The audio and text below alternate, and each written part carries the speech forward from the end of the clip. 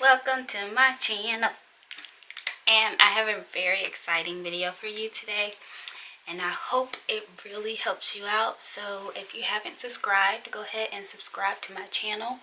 Hopefully this video will spark some questions from you and I can do some more videos for you like this.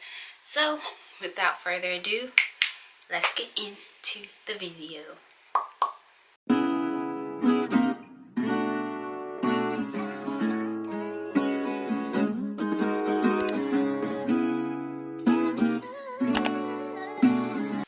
So I have notes, extensive notes, on my phone for this video just to give you an idea of how I prepare for a test, which I have a test tomorrow. So I really need to get through this so I can get to studying. But these are the steps or the things that I make sure that I do so I can be ready for my test in nursing school. And hopefully some of these can help you out and you can take from them. So 1, it all starts with a good foundation. So that means paying attention in class and taking good notes. So when you are in class, you have different type of instructors, professors, lecturers. Some are great for taking notes. They write down on the board. You can write down the stuff that they write down. You can follow along with them. They know that you're taking notes, so they give you time to write out your notes. Awesome. When you have that type of professor, instructor, take advantage of that and take good detailed notes. On the other hand though, you have some instructors that think that you can write like that. They don't care if you're taking notes. They're going to go extra fast. And if you don't say anything, they will not slow down. They will not repeat. There are some lecturers, some instructors, professors that just ramble. When they ramble a bunch of stuff, they have a bunch of stories, and you're just like, what is important? When it comes to those type of teachers, voice record your class. Record that class and just sit there, be in the moment, and actively listen to that professor. Because when I do that, I actively listen, and then when I get home, I can re-listen to that recording and pick out the important things or pick out where they expounded on things. Because if you're so busy writing and they're going so fast, you can't listen. You're going to end up missing stuff. You're going to be lost, and that's just not good. So sit, listen, and record. And then when you come on the test, I know this happens for me. I end up hearing that professor's voice in my ear while I'm taking that test. That professor is saying, make sure you don't. Because it's usually with select alls. Make sure you don't, blah, blah, blah. Yeah, that sounds like a good idea, but that's not what you want to do. So I hear their voices while I'm taking my test. Which is cool or crazy, I don't know. You decide.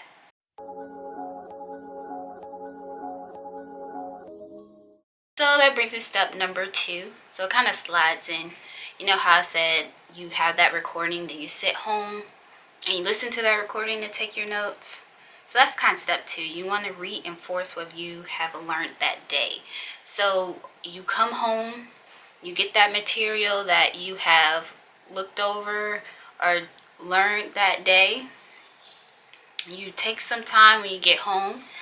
I usually don't do it right after class because it's a little too fresh. I take some time. Now this takes discipline. I take some time. I relax mentally for a bit. I eat. But I have to make sure I come back to that information and I just like read over it, or I try to recall what the professor said about this certain topic or that certain topic, or I listen to that recording and get those notes on that paper so I can have it. Now, am I studying this information? No. I am just rereading it because repetition, the more I see it, the more I hear it, the more it will sink in and get stuck in my brain, more so than having to cram at the end and then everything's gone after that test is gone. So you can't be lazy. It has to be an everyday thing, and that helps you to learn, not just memorize, but it helps you to learn that information. If there was a topic that you did not understand while you were in class, take that time to go to YouTube and watch some videos on it and get kind of an understanding of that topic. So I believe I have this in the next step, but let me just put this here. You want to go to different channels. Like I go to Crash Course. They have anatomy, physiology. So if you're going on respiratory symptoms, look at the respiratory system, understand how it works. If you are a person who needs to know how things work, like all together, go to Crash Course, learn how it works. I use osmosis. They do a lot of the disease processes that you go through in nursing school. I do Khan Academy. Khan Academy has like a set of lectures just for the NCLEX-RN. And I do Simple Nursing. Simple Nursing, he has some good videos. I used him for the electrolytes. Yeah, I basically use him for the electrolytes. And then Registered Nurse RN. I use her a lot. She is like the golden goose that lays the golden eggs, because she gives you the clinical manifestation. She gives you the nursing diagnosis. She gives you what your interventions are. She gives you medications. And she usually gives you an acronym to remember it by. So I utilize her a lot.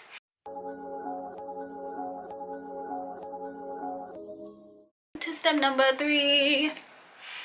So you want to make a study schedule and stick to it. So while in nursing school, you're going to go over a lot of information.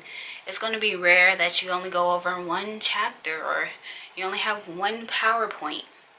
For my class or my program, we use PowerPoints, and we typically have no less than 4 PowerPoints per test.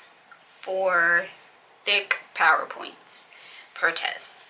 Usually no less than that, sometimes more than that. So when it comes to that much information, you cannot cram that in the night before. I mean, you can. People have done all-nighters, but what kind of life is that to live? And you're not going to remember half of that information. But if you take your time and you chop up your studying, it will be less stressful. It will bring you less anxiety because it doesn't seem like such a big task to do. You chop it up into manageable little tasks, then you have it. You can do it. You just be like, ha, knock that out, knock that out. I knocked that unit out. And when the test comes, I don't know, you might feel ready. I don't think I've ever felt ready for a test. But when I got on there, I realized, hey, I studied that. I took my time and learned about that. I took my time. I watched a video on that. And so you leave out feeling a little better than if you like crammed all of it and you're like, am I going to remember this? Am I going to remember that? Am I going to do this? Am I going to do that? You don't want to do that. So let's see. Let's make sure I'm getting everything. Okay. So I say we have no less than 4 PowerPoints. So let's say that there's a test 4 days from today. So let's say I have today, which is Tuesday. Then I'll have Wednesday, Thursday, Friday, and then let's just say, my test is Saturday. So I have 4 good days to study this material before the test. And I have 4 PowerPoints, right? So either I could do a PowerPoint a day. That would be cool, but that's a little stressful to learn information a day or the night before a test. So let's say for the first day, I study PowerPoint 1 and most of what I can do for PowerPoint number 2. So I study all of 1 and try to get to like half of PowerPoint number 2. So that day number 2, I can do the other half of PowerPoint 2 and get through PowerPoint 3. And then this day, if there's any of PowerPoint 3 I didn't finish up PowerPoint 3 and then finish PowerPoint 4. So that when that final day before the test comes, I review what I went over. So review what you went over that day. You have to break it up into parts like that. And that way you're studying if they're adding any more information, because sometimes that happens. I'll have, like, that day before the test will be new information. You have time to just study that new information and not have to worry about all the other older information. So time management is key. Split up your studying.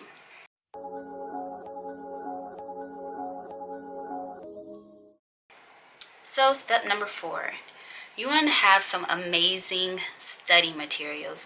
And when I say amazing study materials, you want, like for me, I use my PowerPoints. On my PowerPoints, there's a notes section at the bottom where you can write all these notes. And I have some professors that utilize that, some who don't use it at all. So what I do is I pick the important stuff out of that note section and I make a little bubble on my PowerPoint and put it up there, so that when I have my PowerPoint, I can play that PowerPoint and see all that information in one slide, so it's not as scary. If you make study guides, that would be a great way, like as you're going through those days of studying, you're making study guides, so you have that study guide so you can use that study material. Or if you want to start your study guide the day you learned that material. So let's say you have class in the morning, and then when you reread the material, you can make a study guide then and write out what you remember the professor said was important, so that when it's time to study, you have those study guides, those little pieces of study guides that you can put together, and now you have a study guide. When it comes to study materials, making sure you have your recordings. So if there's anything that you have in your notes that don't make sense, or you don't remember how it's connected to this, you have your recordings. You can go back. You've named your recordings. Maybe even on that PowerPoint where you were taking notes, you put the time stamp of that recording of where they're talking about it. So when you come back, you can go straight there and you'll know what they are talking about. You'll have that. When it comes to study materials, the YouTube videos I was telling you about and those channels that they use.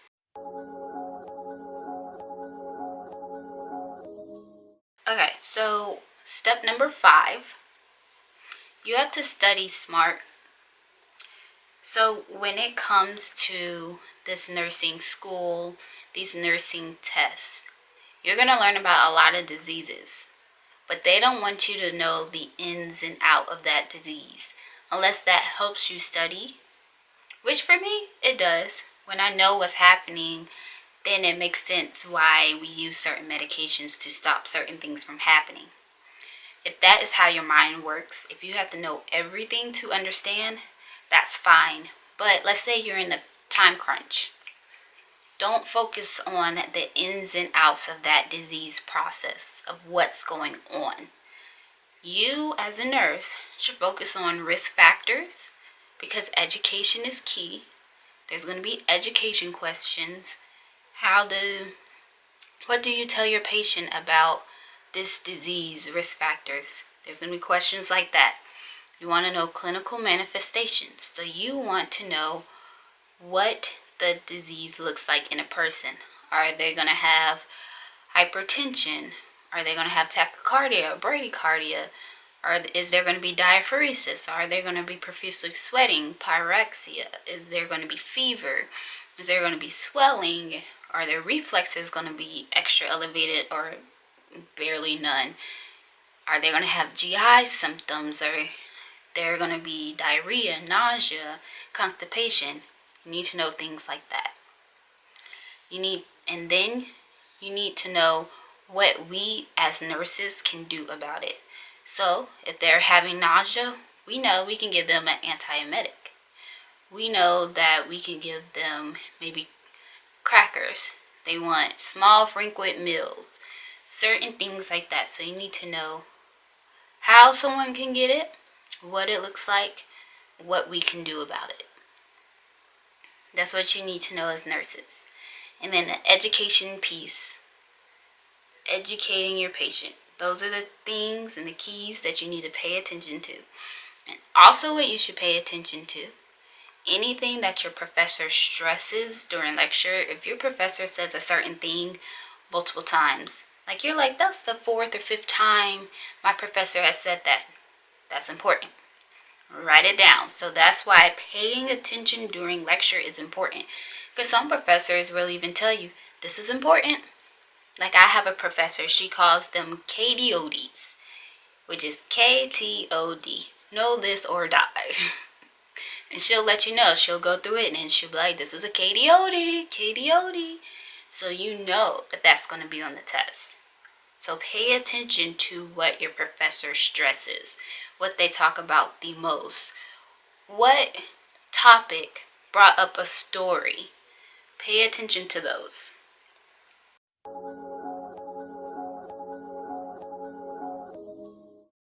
So 6, after I've studied, I've watched all my YouTube videos, I feel like I got this, I use practice questions. Go on the internet and I use practice questions. And I go to Registered Nurse RN. She has really, really, really good quizzes. I use Khan Academy. They have the NCLEX-RN section and they have quizzes on there that you can use. Nurselab.com has really good quizzes as well. And I use those. And I found that when I use those, I usually see one of those questions on my test, like verbatim. So I don't know if my professors, if they use like a test question bank or something, but I've seen them verbatim. Also, which just came to mind, you can look up on YouTube videos of NCLEX practice questions and then put in the topic that you're talking about, because they have a lot of those on YouTube as well. So use YouTube as a resource.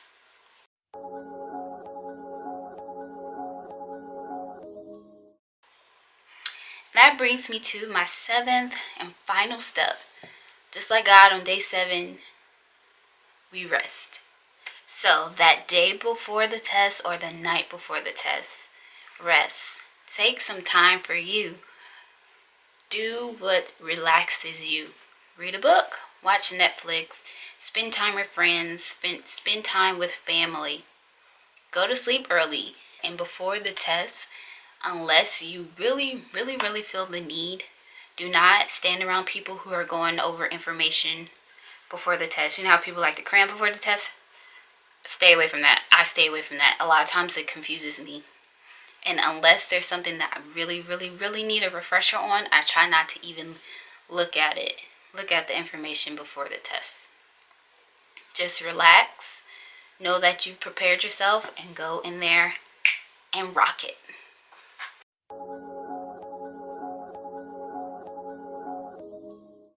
So that brings me to the end of this video. It was a very long-winded video, but I hope it helps you out in some of these tips, or what I do can help you out.